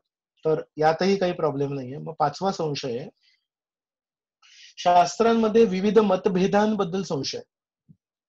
विचार करा, त्यांनी हे 4 संशय पार केलेत या व्यक्तीने, आणि शेवटचा आता संशय, शास्त्र माहिती आहे, शास्त्रांचं अध्ययन केलंय, वेगवेगळ्या मार्गांचं अध्ययन केलंय, वेगवेगळ्या ध्येयांचं अध्ययन केलंय, आणि कुठल्या मार्गाला स्वीकारण्यासाठी माझ्यामध्ये कमकुवतपणा आहे त्या संशयाला पण त्यांनी पार केलंय. पण आता त्याच्याकडे एवढे मार्ग उपलब्ध झालेत आणि एवढं ज्ञान उपलब्ध झालंय, आणि त्याच्याकडे जर वैष्णवांचं मार्गदर्शन नसेल तर तो त्याच्यामध्ये शेवटच्या संशयामध्ये मतभेदांमध्ये तो भ्रमित होतो आणि म्हणतो इथे तर हे महत्वाचं सांगितलंय, इथे लिहिलंय की जप महत्वाचा, इथे लिहिलंय की कर्मकांड महत्वाचं, इथे लिहिलंय की यज्ञ महत्वाचा आहे, मग नक्की महत्वाचं काय? आणि जसं आम्ही तुम्हाला उदाहरण दिलं, 2 प्रकारचे ज्ञान आहेत, पण ते जर आपण एका लेवलला ठेवलं तर आपण भ्रमित होऊ. पण आपल्याला जर कोणी सांगितलं की बघा या दृष्टीने हे ज्ञान श्रेष्ठ आहे आणि हे ज्ञान अधीन आहे, मग आपल्याला प्रॉब्लेम येत नाही. म्हणून जे आपण 3 शब्द बघितले श्रीकृष्णांच्या श्लोक क्रमांक 40 मध्ये, ते इथे लागू होतात. अज्ञ म्हणजे ज्याला शास्त्रांबद्दल संशय आहे, आणि अश्रद्धान म्हणजे ज्याला शास्त्रांमध्ये विविध मतभेदांबद्दल संशय आहे, आणि ध्येय साधण्यासाठी शास्त्रात वर्णिलेल्या मार्गांबद्दल संशय, तो संशयात्मना आहे. आणि त्या श्लोकामध्ये सांगितलंय की संशयात्मना हा सर्वात वाईट परिस्थितीमध्ये. तर म्हणून आपण हा एक श्लोक बघू आणि 7व्या अध्यायाचा पहिला श्लोक पण बघू. हा 6व्या अध्यायाचा श्लोक क्रमांक 39 आहे. याच्यामध्ये अर्जुन म्हणतायत, एतन्मे संशयम कृष्ण छेत्तुम अर्हसि अशेषतः त्वद अन्यः संशयस्यास्य छेत्ता नहि उपपद्यते. बघा अर्जुनाला श्रीकृष्णांमध्ये किती श्रद्धा आहे. ते म्हणतात एतन मे संशयम कृष्ण, हे श्रीकृष्ण माझ्या मनामध्ये हा जो संशय आहे त्याचं छेदन करण्यासाठी तुम्ही योग्य व्यक्ती आहात. आणि म्हणतात त्वद अन्यः संशयस्यस्य, म्हणतात या संशयाचं छेदन करण्यासाठी तुमच्या व्यतिरिक्त कोणीही व्यक्ती योग्य नाही, म्हणून मी केवळ श्रीकृष्णांची शरण घेणार. म्हणून ज्या व्यक्तीला हे एक गोष्ट लक्षात येईल, त्याला कदाचित मोठ्या मोठ्या उपनिषदांमध्ये श्रद्धा नाहीये, पण त्याला कदाचित या गोष्टींमध्ये श्रद्धा आहे की श्रीकृष्ण हे सर्वश्रेष्ठ आहेत, श्रीकृष्णांना माझ्याबद्दल माया आहे, म्हणून म्हणतात यदा यदा ही धर्मस्य, या श्रीकृष्णांची शरण मी घेणार आणि या श्रीकृष्णांची शरण घेतल्यावर माझे सर्व संशय नष्ट होतील नक्कीच. म्हणतात त्वद अन्य संशयस्यास्य चित्ता नाही उपपद्धते, अशा व्यक्तीला दिव्य ज्ञान मिळणार. म्हणून कधी कधी आपण असं बघू शकतो की अमुक अमुक व्यक्ती आहेत, ते शाळेमध्ये नेहमी पहिले येतात, ते कॉलेजमध्ये नेहमी पहिले येतात, त्यांना कंपनीमध्ये नेहमी श्रेष्ठ पुरस्कार मिळतो, पण या भौतिक गुणांच्या आधारावर असं जरुरी नाही की आपण भक्ती मार्गामध्ये पण पुढे जाऊ. म्हणून भक्तीमध्ये श्रीकृष्णांवर श्रद्धा लागते. आपण श्रीकृष्णांना प्रार्थना करू शकतो की हे श्रीकृष्ण, तुमच्याबद्दल, तुमच्या मार्गदर्शनाबद्दल, तुमच्या भगवद्गीतेबद्दल, तुमच्या भागवताबद्दल, रामायणाबद्दल आम्हाला श्रद्धा निर्माण होऊ दे आणि आमचं आकर्षण वाढू दे. आणि जेव्हा तुमच्या शिकवणी अनुसार आम्ही जीवन जगू तेव्हा नक्की आमचं जीवन सुखमय, आनंदमय राहील आणि नंतर आम्हाला नक्कीच वैकुंठामध्ये पण प्रवेश मिळेल. याचप्रमाणे 7व्या अध्यायाचा जो पहिला श्लोक आहे त्यामध्ये श्रीकृष्ण अशाच प्रकारचं एक तत्व मांडतात. म्हणतात मय्यासक्त मनः पार्थ योगम युंजन मदाश्रयः असंशयम समग्रम माम यथा ज्ञास्यसि तच्छृणु. म्हणतात श्रील प्रभुपादांनी अनेक अनेक विषयांवर त्यांचे लेक्चर दिले, भागवतावर दिले, चैतन्य चरितामृतावर आधारित दिले, भगवद्गीतेवर आधारित दिले. आणि तुम्हाला माहिती आहे का की भगवद्गीतेवर त्यांनी जेवढे काही लेक्चर्स दिले त्यामध्ये सर्वाधिक लेक्चर कुठल्या श्लोकावर दिले? 7व्या अध्यायाच्या श्लोक क्रमांक 1 त्यांनी मॅक्झिमम सर्वात जास्ती लेक्चर दिले. आणि त्याच्यामध्ये काय सांगितले श्रीकृष्णांनी? हे अर्जुना, जर तुला संशय रहित माझ्याबद्दल संपूर्ण ज्ञान प्राप्त करायचं असेल तर एकच केवळ काम कर, बस आणि माझ्याबद्दल श्रवण कर. असंशयम समग्रम माम यथा ज्ञास्यसि तत् शृणु. शृणु म्हणजे म्हणतात श्रवण कर. याच्यामध्ये बघा श्रीकृष्ण म्हणतात माझ्याबद्दल तुला संशय रहित ज्ञान पाहिजे, माझ्याबद्दल संपूर्ण ज्ञान पाहिजे, केवळ तुला योग्य व्यक्तींकडून श्रवण करायचंय. केवळ श्रवण केल्याने आपण आज जी चर्चा केली ना एवढ्या सगळ्या संशयांबद्दल, आणि या श्लोकामध्ये सांगितलंय अज्ञश्च श्रद्धानश्च संशयात्म विनशती, या सर्व गोष्टीतून आपल्याला मुक्ती मिळू शकते. कधी माहितीये? जेव्हा आपण श्रवणासाठी व्याकुळ होतो. सत्संग कार्यक्रमाच्या दिवशी समजा आपण श्रवणासाठी व्याकुळ झालो की आज आपल्याला काय ऐकायला मिळेल, ती भक्तिमय जीवनाची पराकाष्ठा आहे. कारण अशा परिस्थितीमध्ये तुमच्या हृदयामध्ये कुठल्याही प्रकारचे संशय 1, 2, 3, 4, 5 कधीही येणार नाही. का बरं? कारण तुम्ही श्रवण करण्यासाठी आतुर झाले. आपले एक आचार्य आहेत ज्यांचं नाव आहे वल्लभाचार्य, आणि हे वल्लभाचार्य आपल्याला मार्गदर्शन करताना म्हणतात की संशय कधी यावा नये, कारण श्रीकृष्णांच्या शब्दांवर आपण कधी संशय नाही केला पाहिजे. आणि ह्याचं स्पष्टीकरण करण्यासाठी आपल्याला 2 उदाहरणं देतात. तर त्यांनी एक श्लोक गायलाय, तो श्लोक मी जस्ट तुमच्या समोर गातो एकदा आणि नंतर आपण त्याच्यावर चर्चा करूया. तर म्हणतात अविश्वासो न कर्तव्य. कधी तुम्ही अविश्वास दाखवू नका. अविश्वासो न कर्तव्य सर्वथा बाधकस्तु सह. प्रत्येक परिस्थितीमध्ये संशय हा बाधक आहे. ब्रह्मास्त्र चातकौ भाव्यौ प्राप्तम सेवेत निर्ममः.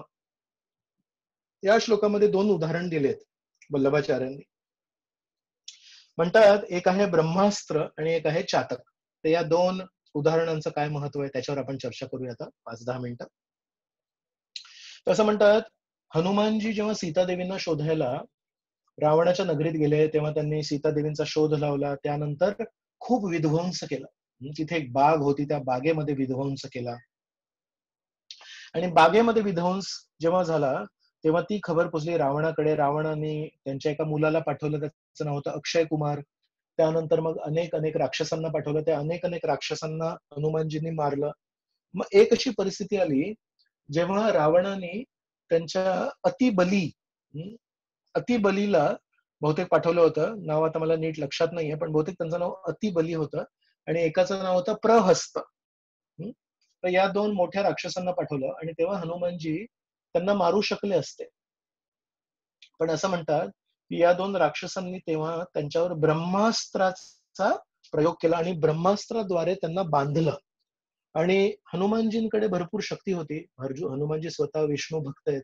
तर नक्कीच त्यांच्याकडे शक्ती होती. पण हनुमानजींनी ठरवलं, जर यांनी आपल्यावर ब्रह्मास्त्राचा वापर केलाय आणि आपण जर त्याला तोडलं, तर आपण ब्रह्माजींचा अपमान करतो. जसं नरसिंहदेव जेव्हा आले, तेव्हा ब्रह्माजींनी दिलेल्या सर्व अटींना पालन करून आले. का बरं? कारण ते त्यांच्या ऍक्च्युअली त्या अटींना पालन करण्यासाठी भाग नव्हता त्यांना. का बरं? पहिली अट हिरण्यकश्यपूने ब्रह्माजींना काय मागितली होती? ते म्हणतात ब्रह्माजींना, तुझ्याद्वारे कुठल्याही अ, अ, सृष्टीमध्ये तू ज्यांना ज्यांना निर्माण केलंयस, हं, त्या कुठल्याही व्यक्तीद्वारे किंवा त्या कुठल्याही प्राण्याद्वारे किंवा त्या कुठल्याही मनुष्याद्वारे माझा मृत्यू नको होऊ दे. या ब्रह्मांडामध्ये तुम्ही ज्याची सृष्टी केली आहे, त्याच्याद्वारे माझी मृत्यू नको होऊ दे. आता विष्णू आहेत, ते ब्रह्माजींद्वारे कुठे निर्मित आहेत? ऍक्च्युली ब्रह्माजी हे त्यांचं एक नाव आहे आत्मयोनी. आत्मयोनी म्हणजे जे श्रीकृष्णांपासून जन्म झालेला आहे त्यांचा. तर ब्रह्माजी हे श्रीकृष्णांपासून निर्मित झाले आहेत, विष्णूंपासून निर्मित झाले आहेत, पण विष्णू हे ब्रह्माजींपासून निर्मित नाही झाले. म्हणून विष्णू जरी हिरण्यकश्यपूकडे शंख चक्र गदा आणि पद्म घेऊन आले असते आणि जर त्यांनी हिरण्यकश्यपूचा वध केला असता तरी त्या सर्व अटी पालन झाल्या असत्या. कारण त्यांचं निर्माण ब्रह्माजींनी नाही केलंय. पण बघा विष्णू कसे संवेदनशील आहेत. विष्णूंनी काय केलं, म्हणाले मी समजा आलो आणि मारलं आणि याच्या मनामध्ये तो संशय राहिला की अरे, ब्रह्माजींनी तर मला दिला होता वरदान आणि हे कशा काय येऊन मला मारताय. तर ब्रह्माजींचा अपमान होईल, मला माझ्या भक्ताचा अपमान नाही करायचा आहे. म्हणून त्यांनी ते सर्व अटी मान्य केल्या. ना दिवस ना रात्र ना आत ना बाहेर ना मनुष्य ना प्राणी. पण ऍक्च्युली विष्णूंना ती गरज नव्हती. तसंच इथे आपण बघतोय की हनुमानजी आहेत. हनुमानजींना ब्रह्मास्त्राचे पालन करण्याची गरज नव्हती, पण त्यांनी केलं का? कारण त्यांना ब्रह्माजींचा अपमान नाही करायचा. आणि अशा प्रकारे त्यांना पूर्ण बांधून हनुमानजींना रावणासमोर नेलं. आणि जेव्हा तिथे नेलं, तेव्हा हनुमानजींची विशाल शक्ती, हनुमानजींचं विशाल शरीर बघून काही राक्षसांना तिथे भीती वाटली आणि रावणालाही भीती वाटली. आणि रावण म्हणतो, एक काम करा, असं होऊ शकतं की हा हे बंधन तोडून टाकेल, याला थोडं दोऱ्यांनी पण बांधा. आणि जेव्हा हनुमानजींना दोऱ्यांनी बांधलं, याचा अर्थ काय? की तुम्ही ब्रह्मास्त्राच्या शक्तीवर तुम्ही संशय घेतला. आणि जसा त्यांनी ब्रह्मास्त्राच्या शक्तीवर संशय घेतला, तो ब्रह्मास्त्र तुटला. तो ब्रह्मास्त्र नष्ट झालं. का बरं? कारण तुम्ही ब्रह्माजींच्या शक्तीवर तुम्ही संशय घेतलाय. तर जसाच त्यांना दोऱ्यांनी बांधलं, तसंच हनुमानजींना लक्षात आलं की तो ब्रह्मास्त्राने जे बांधलं होतं, तो ब्रह्मास्त्र तुटलाय आता आणि केवळ आता हनुमानजी सारख्या श्रेष्ठ वानराला दोऱ्यांनी बांधलं होतं, जे त्यांच्यासाठी काही मोठी गोष्ट नाही. आणि मग योग्य वेळी जेव्हा त्यांच्या शेपटीला आग लावली, तेव्हा हनुमानजींनी त्या दोऱ्या तोडल्या आणि पूर्ण लंका नगरीला जाळलं. हं. तर हे उदाहरण इथे आपल्याला वल्लभाचार्य देतात आणि म्हणतायत, जशा प्रकारे जेव्हा ब्रह्मास्त्राच्या शक्तीवर संशय केला राक्षसांनी, तेव्हा त्यांची पूर्ण नगरी जळाली. तर आपण कधी ब्रह्माजींच्या शक्तीवर संशय नाही करायला पाहिजे. तसं म्हणतात ब्रह्माजींचे वडील आहेत श्रीकृष्ण. त्या श्रीकृष्णांच्या शक्तीवर कधी आपण संशय नाही केला पाहिजे. आणि जर आपण श्रीकृष्णांच्या बोलण्यावर, श्रीकृष्णांच्या मार्गदर्शनावर आणि श्रीकृष्णांवर जर आपण आपण जर संशय केला, तर मग आपली पण परिस्थिती होईल रावणासारख्या त्यांची, की आपली पूर्ण नगरी जळू शकते. आणि दुसरं जे उदाहरण देतात ते दिलंय चातक पक्षीचं. तर चातक पक्षी कोण आहे? चातक पक्षी तो पक्षी आहे जो नेहमी असं आकाशाकडे बघत असतो आणि आकाशामध्ये ढग आल्यावर जे काही आकाशातून पाणी सांडतं, ते पवित्र पाणी केवळ तो पितो. तो अं, कुठल्या एका नदीतलं पाणी किंवा कुठल्या तलावातलं पाणी असं कोणीतरी दुसऱ्या पशूंनी चाखलेलं पाणी, उष्ट पाणी कधीच नाही घेत. तर म्हणतात याला एवढी तहान लागते की पूर्ण वर्ष हा वाट बघत असतो की आकाशातून पाणी कधी येणार, पाऊस कधी पडणार. आणि जेव्हा पाऊस सुरू होतो तेव्हा पावसाचे पहिले थेंब तो चातक पक्षी घेतो. त्याला श्रद्धा आहे. त्याला माहिती आहे की परमेश्वर बघतायत, परमेश्वर माझ्या हृदयात आहेत आणि मी विचार केलाय की परमेश्वर वरून जेव्हा पाणी सांडतील तेव्हा मी ते केवळ पाणी पिणार. मी या जगातलं दूषित गढूळ पाणी पिणार नाही. आणि असं म्हणतात, शास्त्रांमध्ये असं सांगितलंय की परमेश्वर पण जो पाऊस पाडतात तो केवळ त्या पक्षाला पाणी मिळायला पाहिजे म्हणून पाऊस पडतो. कारण त्याची एवढी परमेश्वरावर श्रद्धा आहे, तर त्याच्या श्रद्धेला प्रतिसाद देऊन श्रीकृष्ण पाऊस पाडतात. तर वल्लभाचार्यांनी आपल्याला हे दोन इथे उदाहरणं दिले की आपण श्रीकृष्णावर कधी संशय नाही केला पाहिजे. आणि आपण मुद्गल ऋषींची कथा सुरुवातीला ऐकली. तर या प्रकारे आपण आजचं आपलं प्रवचन इथे थांबवलंय.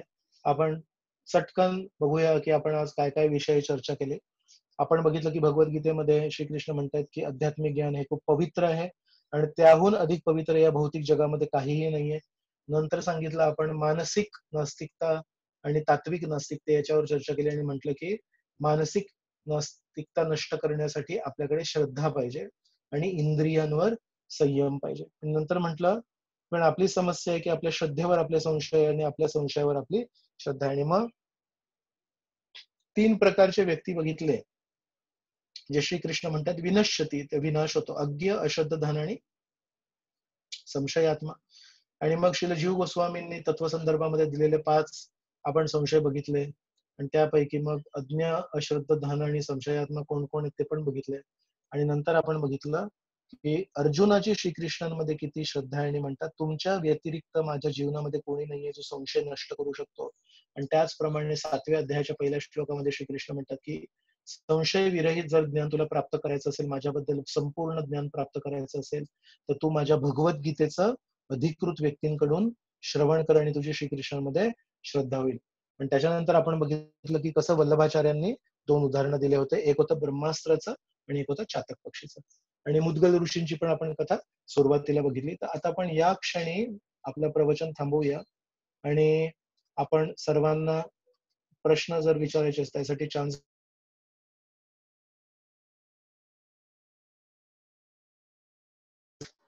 स्वतःला अनम्यूट करू शकतात आणि प्रश्न विचारू शकतात.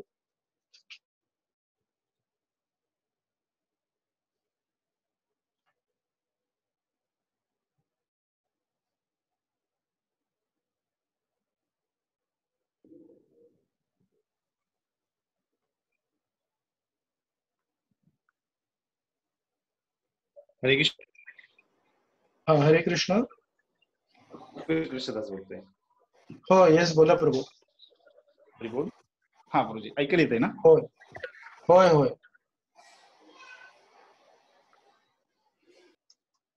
तर ते मला आठवलं आता तुम्ही श्रद्धाविषयी बोलले. तर तो असं म्हणायचा की माझी भगवंतावर श्रद्धा आहे पण विश्वास नाही. तर मला पण असं काही त्याला असं स्पेसिफिक उत्तर नाही देता आलं. मला तुम्हाला विचारावं की म्हणजे नक्की काय याला काय उत्तर द्यावं की तो म्हणतो की माझी श्रद्धा आहे पण विश्वास नाही. नक्की काय म्हणावं? हा वेगवेगळ्या स्तरांनी बघू शकतो आपण गोष्ट ही. एक आहे की कोणाला समजा मंदिरात यायचं नसेल, तुमच्याकडून भगवद्गीता स्वीकारायची नसेल, तर हा एक छान शब्दांचा खेळ आहे. श्रद्धा आहे पण विश्वास नाहीये, विश्वास आहे पण श्रद्धा नाहीये, कधी श्रद्धा असते कधी विश्वास असतो. अशा प्रकारचे शब्दांचे खेळ करणारे लोक आहेत. बेसिकली त्यांना सांगायचं की मला तुमची गीता नकोय, मला तुमच्या सत्संग कार्यक्रमामध्ये यायचं नाही. दुसरा एक दृष्टिकोन आपण म्हणू शकतो की माझ्यापेक्षा एक उच्च शक्ती या जगात कुठेतरी आहे, ही श्रद्धा मला आहे. तर जेव्हा ते म्हणतात परमेश्वरावर विश्वास आहे, परमेश्वरावर श्रद्धा आहे, याचा अर्थ कोणतरी परमेश्वर आहेत, कोणतरी एक श्रेष्ठ व्यक्ती आहेत याच्यावर मला श्रद्धा आहे. पण ते व्यक्ती नक्की कोण आहेत? शंकर आहेत, ब्रह्माजी आहेत, इंद्र आहेत, चंद्र आहेत, वरुण आहेत, सूर्य आहेत की विष्णू आहेत? याच्यावर मला ना, कारण ज्ञान नाहीये माझ्याकडे, मी आतापर्यंत कोणाकडून श्रवण नाही केलंय, त्याच्यामुळे मला त्याच्यावर विश्वास नाहीये. पण कुठेतरी असं नक्की जाणवतं की हे जग जे सुरळीत चालू आहे, या जगामध्ये जे काही सगळं योग्य वेळी सगळं काही होत असतं, कधी काही अवेळी काही होत नाही. याच्यावरून मला एक गोष्ट अशी लक्षात आली आहे, कुठेतरी एक उच्च शक्ती आहे, तर तेवढी मिनिमम श्रद्धा आहे मला. पण ती श्रद्धा नेमकी कुठल्या व्यक्तीवर मी केंद्रित करावी तेवढा विश्वास नाहीये. म्हणजे या बोलण्याने, या दृष्टिकोनाने असं आहे, की श्रद्धा हा प्राथमिक स्तर आहे आणि विश्वास म्हणजे हा थोडा अजून जरा घट्ट असतो. तर श्रद्धा आहे प्राथमिक, पण असा खोल विश्वास नाहीये, की नाही एक हे जे श्रीकृष्ण व्यक्ती आहेत, विष्णू आहेत, रामचंद्र आहेत, हे ते सर्वात श्रेष्ठ व्यक्ती आहेत. पण जेव्हा आपण भक्तांकडून ऐकू, की खरी चिंता कोणाला आहे आपली? कोण म्हणतंय परित्राणाय साधूनां विनाशाय च दुष्कृतम? शंकरजी नाही म्हणत आहेत. इंद्र, चंद्र, वरुण नाही म्हणत. उलट जेव्हा केव्हा कोणी तपस्वी थोडी तपस्या करतात, तेव्हा इंद्रांना त्रास होतो आणि धर्म पालन करणाऱ्या साधूंना ते त्रास देण्यासाठी इथे येतात. आणि श्रीकृष्ण म्हणतायत परित्राणाय साधूनां, मी साधूंची रक्षा करण्यासाठी येतो. आणि इंद्र कशासाठी येतात? पवित्र साधूंना त्यांच्या पथापासून भ्रष्ट करण्यासाठी येतात. पथभ्रष्ट करण्यासाठी. मग खरी काळजी आपली कोणाला आहे? आपल्या वडिलांना आपली काळजी असते ना. वारंवार एखादा व्यक्ती येऊन आपल्याला प्रत्येक कठीण परिस्थितीमध्ये मदत करतोय. आपल्याला समजायला पाहिजे की या व्यक्तीला आपली काळजी आहे. का बरं? कारण या व्यक्तीला आपल्याप्रती प्रेम आहे. म्हणून श्रीकृष्ण आपल्याला म्हणतायत, यदा यदा हि धर्मस्य. त्याच्यावरून तरी आपल्याला लक्षात यायला पाहिजे.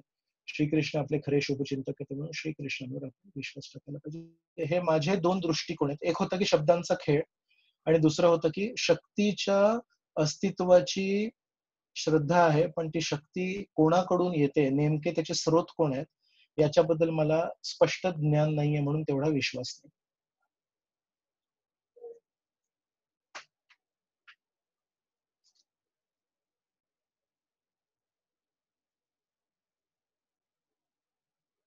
हरे कृष्ण प्रभू.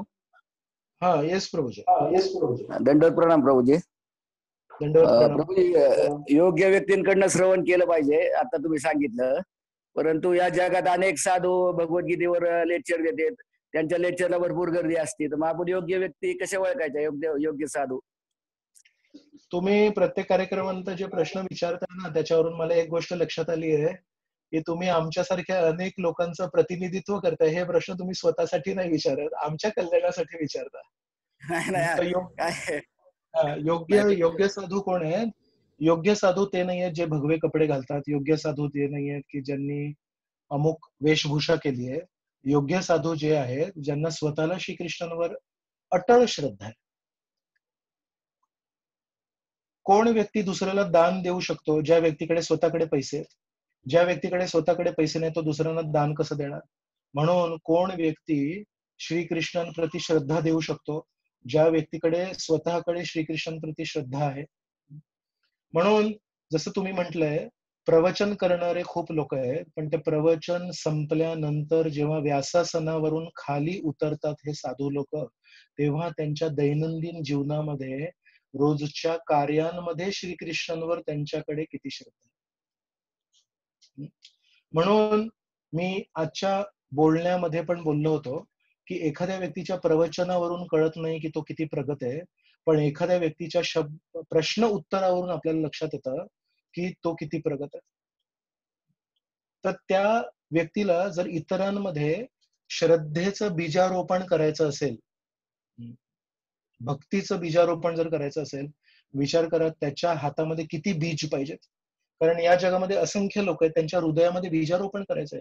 प्रत्येक व्यक्तीकडे श्रद्धा द्यायची आहे, त्याच्याकडे किती अमाप श्रद्धा पाहिजे.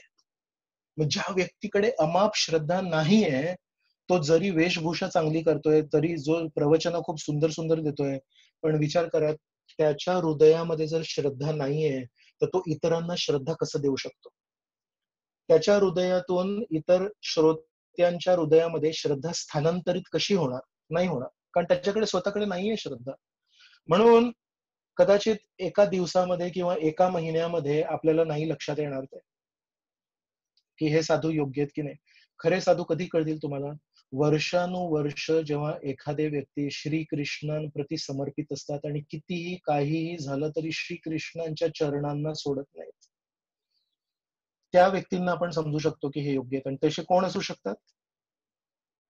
आपलं एक खूप मोठं सौभाग्य आहे की श्रील प्रभुपादांच्या संपूर्ण जीवनामध्ये काय काय घटना घडल्या ह्या आपल्या समोर त्यांच्या लीलामृत, श्रील प्रभुपाद लीलामृत या पुस्तकामध्ये आहेत. की प्रभुपाद लहानपणी कसे होते. लहानपणी पण श्रद्धा होती, तरुण वयी कसे होते, तरुण वयी पण श्रद्धा होती, मध्यम वयी कसे होते तेव्हा पण श्रद्धा होती, तेव्हा पण प्रचार करायचा प्रयत्न केला भारतात, पण काही त्यांना प्रतिसाद नाही मिळाला. म्हातारपणी कसे होते, म्हातारपणी गुरूंची आज्ञा पालन करण्यासाठी जेव्हा सगळेजण रिटायर होऊन घरी बसतात, तेव्हा वय वर्ष 69 असताना श्रील प्रभुपाद 40 रुपये घेऊन अमेरिकेला गेले. सगळेजण अमेरिकेहून घरी येऊन बसतात आणि प्रभुपाद घर सोडून संन्यास स्वीकारून अमेरिकेमध्ये प्रचार करायला गेले. अशा कठीण वयी एवढे कष्ट स्वीकारायचे, तिथे खायला काय मिळेल काय नाही मिळेल, त्यांच्याकडे किती अमाप श्रद्धा आहे. आणि ती श्रद्धा केवळ त्यांना वय वर्ष 69 होती तेव्हा प्राप्त झाली का? नाही. लहानपणी पण श्रद्धा आहे, तरुण वयी पण श्रद्धा आहे, मध्यम वयी पण श्रद्धा आहे आणि म्हातारपणी पण श्रद्धा आहे. आणि शेवटच्या क्षणी पण श्रीमद भागवतांचं भाषांतर करता करता 10वा स्कंद अध्याय क्रमांक 14 याचं भाषांतर करता करता या जगातून श्रील प्रभुपाद निघून गेले. म्हणजे हे आयुष्य काय श्रेष्ठ आयुष्य आहे. पहिल्या क्षणापासून शेवटच्या क्षणापर्यंत श्रीकृष्णांप्रती अमाप श्रद्धा. आणि याचा पुरावा काय? याचा पुरावा हा आहे की ज्याच्याकडे अमाप श्रद्धा होती ते दुसऱ्यांना त्यांची श्रद्धा देऊ शकले.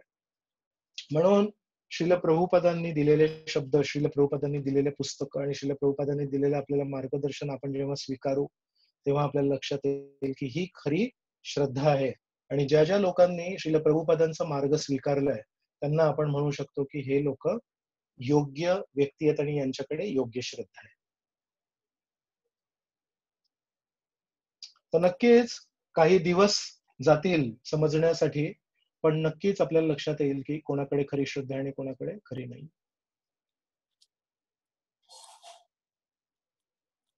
अजून कोणाला काही प्रश्न? हा, दंडवत प्रणाम.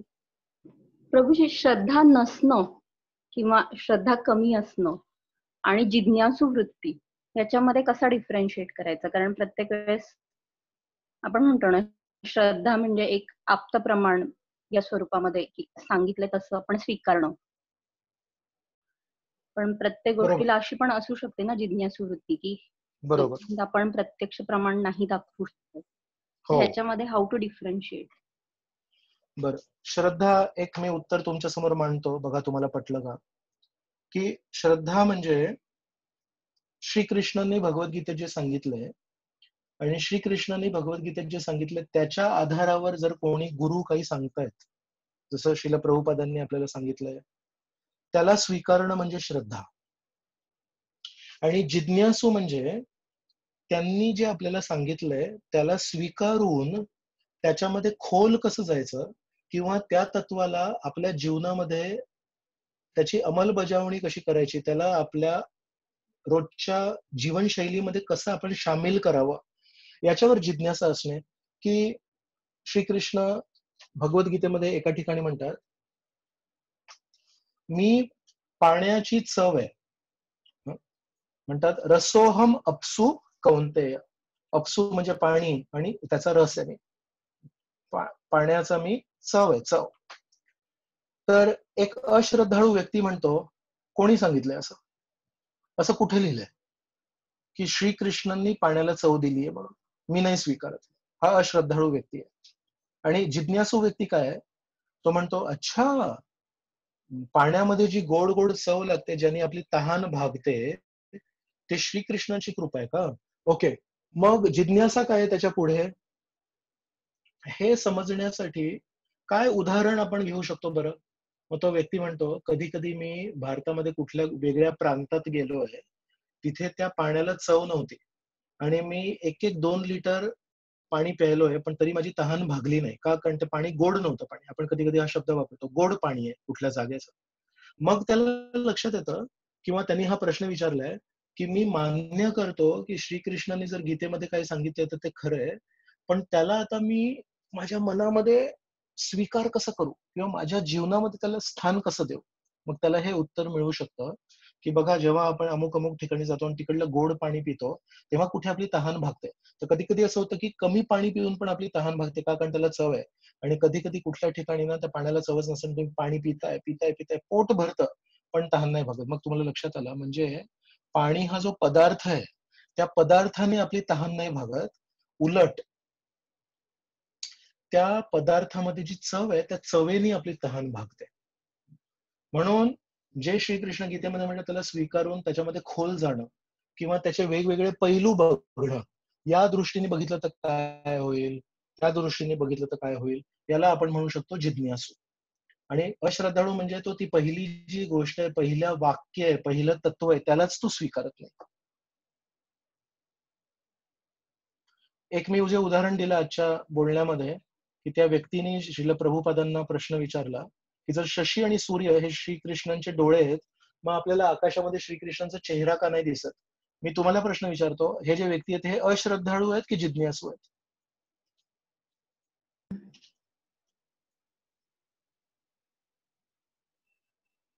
नाही, नाही Yes. सांगू शकत. नाही सांगू शकत. हा, मी तुम्हाला उत्तर दिलं की आता अश्रद्धाळू आणि जिज्ञासू मध्ये काय अंतर आहे हे तुम्हाला आता उत्तर दिलं की मी तुम्हाला काय मे बी ओके अश्रद्धाळू. मी तुम्हाला जे उत्तर दिलं त्याचा मेन पॉइंट हो सांगा. हो, म्हणजे अश्रद्धाळू. हरी बोल. हा, तुम्ही सांगा.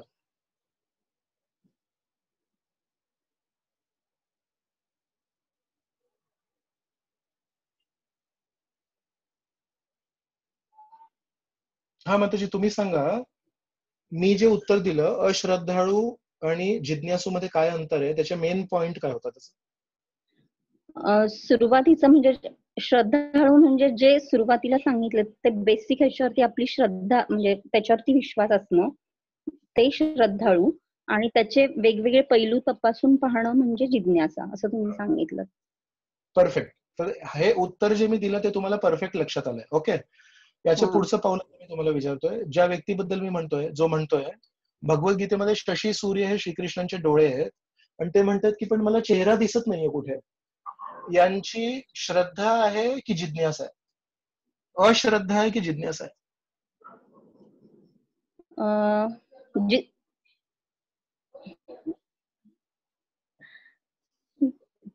दोन्ही अश्रद्धा असू शकते प्रभूजी. Okay, so let's discuss this. अश्रद्धा म्हणजे मी तुम्हाला जे सांगितलं ना की ते शास्त्रामध्ये जे दिले ते पहिलं वाक्यच स्वीकारत नाही, बरोबर? मग हे व्यक्ती ना यांनी हे स्वीकारलंय की शशी आणि सूर्य हे श्रीकृष्णांचे डोळे आहेत. अच्छा, म्हणजे त्यांनी श्रद्धा दाखवली ना श्रीकृष्णांच्या बोलण्यावर. हो हो, म्हणजे त्यांनी श्रीकृष्णांच्या शब्दांना नाकारलं नाही. पण आता ते काय विचार करतायत, समजा एक चेहरा आहे, यांच्या चेहऱ्यावर दोन डोळे आहेत, तर मला दोन डोळे दिसत पण चेहरा का नाही दिसत आहे? म्हणजे या व्यक्तीला श्रद्धा आहे, पण ते आता त्याचा एक वेगळा पैलू बघतायत. ओके, म्हणून हे व्यक्ती जे श्रीकृष्ण प्रभुपादांना हा प्रश्न विचारतायत हे अश्रद्धाळू नाही आहेत, हे जिज्ञासू आहेत, बरोबर? येस प्रभू. त्यांनी कदाचित हा प्रश्न विचारला असेल की शशी आणि सूर्य जर दोन डोळे आहेत पण त्याच्यामधलं नाक नाही दिसत आहे कुठे, मग हा जो प्रश्न आहे ना हा अश्रद्धा नाहीये, हा श्रद्धेचा अभाव नाहीये, हा जिज्ञासा आहे. कारण त्यांनी पहिलं वाक्य स्वीकारलंय आणि त्या पहिल्या वाक्याच्या आधारावर आता प्रश्न विचारतायत, खोल चाललेत.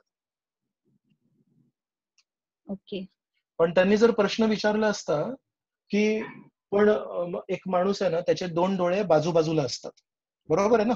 आपले दोन्ही डोळे बाजूबाजूला आहेत ना.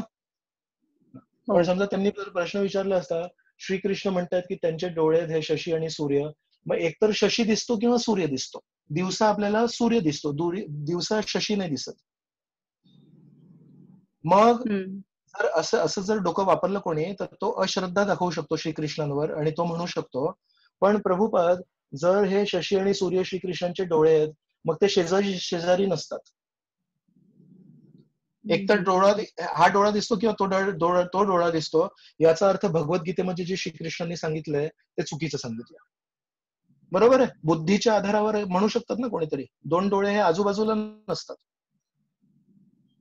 मग जर त्यांनी हा प्रश्न जर विचारला असता ना की हे दोन डोळे तर आजूबाजूला का नाही, मग तो अश्रद्धाळू झाला असता. पण त्यांनी श्रीकृष्णांच्या शब्दांवर विश्वास ठेवला आणि म्हणाले की हे दोन डोळे आहेत पण चेहरा का नाही दिसत, म्हणजे ते जिज्ञासू आहेत.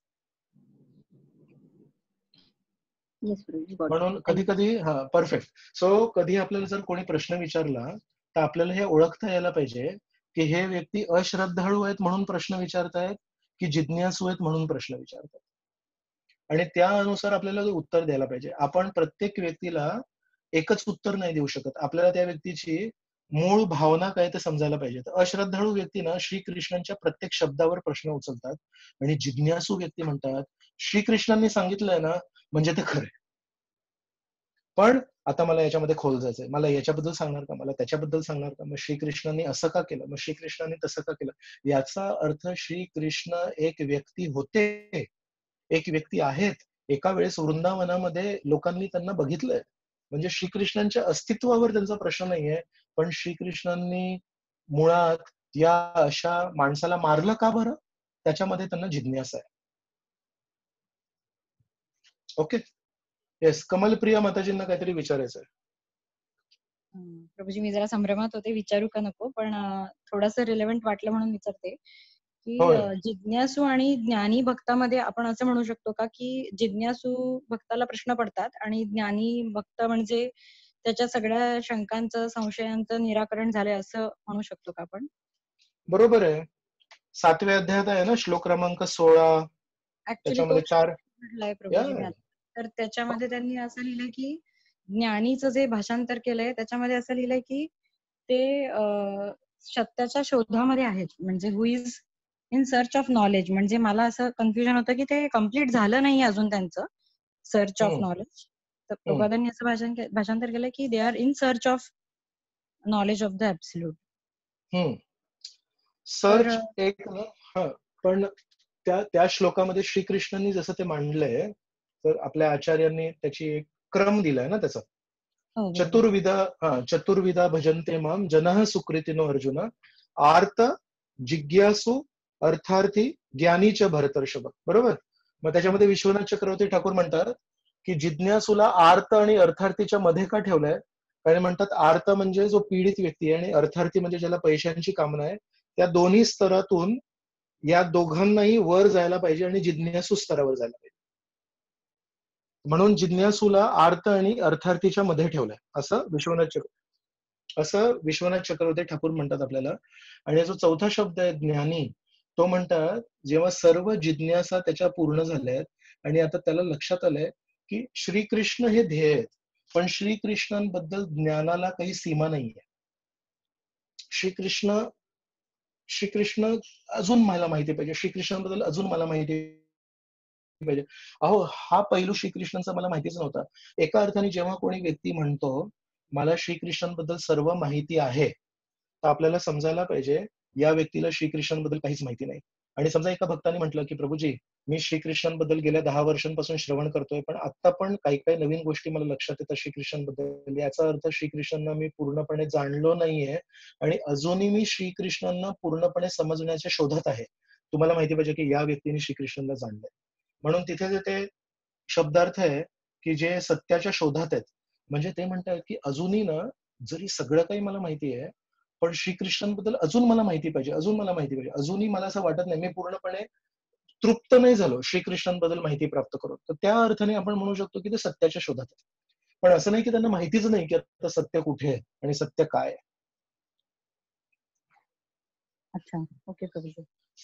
7.19 is बहुनाम जन्मनाम अंते ज्ञानवान माम प्रपद्यते वासुदेव सर्वमिति स महात्मा सुदुर्लभ.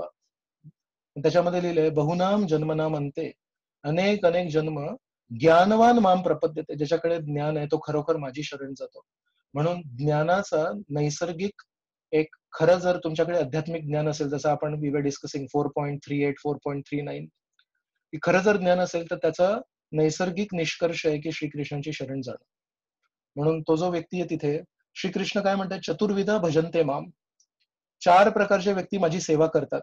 मग जर त्याला खरं ज्ञान नव्हतं ना, तर मग तो श्रीकृष्ण त्याला मोजणार नाही ना, त्यांच्या चतुर्विधा भजन्ते माम मध्ये मोजणार नाही ना, की 4 प्रकारची लोक माझी शरण घेतात. कोण? हे आणि हे. मग जर हा व्यक्ती खरोखर ज्ञानी नाहीये, मग श्रीकृष्ण त्याला मोजणार नाही ना की यांनी माझी शरण घेतली. आलं लक्षात तुम्हाला हा पॉइंट? की श्रीकृष्ण सगळ्यांबद्दल नाही सांगत आहे. श्रीकृष्ण म्हणतात 4 प्रकारचे लोक जे माझी शरण घेतात त्यांच्याबद्दल बोलतात ना. म्हणजे आधीच त्याचं क्वालिफिकेशन आहे की he has a connection with Krishna and he wants to know more about Krishna. Okay. आणि त्यातल्या त्यात तो ज्ञान शोधतोय. श्रीकृष्णांना समर्पण करून तो ज्ञान शोधतोय.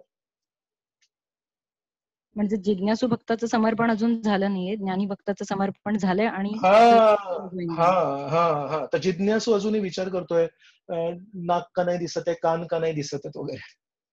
पण ज्ञानी व्यक्ती आहे, त्याला लक्षात आलं की नाही काय आहे, श्रीकृष्ण कोण आहेत वगैरे, पण तो तृप्त नाहीये. तो म्हणतो मला अजून पाहिजे, अजून पाहिजे, अजून पाहिजे, श्रीकृष्णाबद्दल अजून पाहिजे. So my last point was की जर तो साधारण ज्ञानी असता, ज्याने श्रीकृष्णांची शरण नाही घेतली आहे, तर त्या श्लोकामध्ये तो नसता आला ना, चतुर्विधा भजन्ते माम मध्ये नसता आला तो, बरोबर. है ना. मग तो चार चार श्रेणींमध्ये म्हणजे तो भगवंतांना शरण गेलेला ज्ञानी आहे. तो भगवंतांना शरण न गेलेला ज्ञानी नाहीये तो.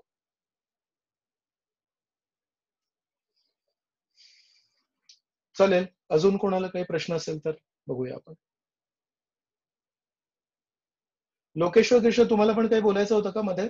नाही नाही गुरुजी, थँक्यू. ऍक्च्युली डिस्कनेक्ट झालं होतं तुमचं, ते एक्सप्लेनेशन संपलं आणि माझा मोबाईल डिस्कनेक्ट झाला होता. थँक्स बाकी. ओके ओके ओके ओके चालेल, खूप खूप धन्यवाद.